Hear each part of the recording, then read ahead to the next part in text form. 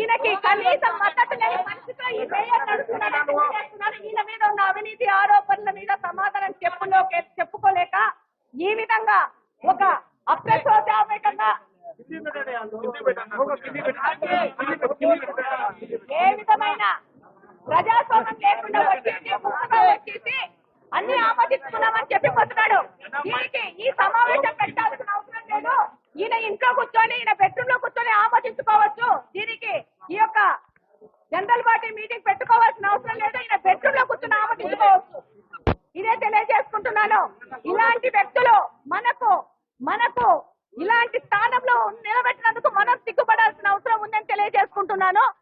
ఈయనకి కనీసం మద్దతు లేని పరిస్థితిలో ఈ మేయర్ నడుస్తున్నారని తెలియజేస్తున్నారు. ఈయన మీద ఉన్న అవినీతి ఆరోపణల మీద సమాధానం చెప్పుకోలేక ఈ విధంగా ఒక అప్రచోదాత్మకంగా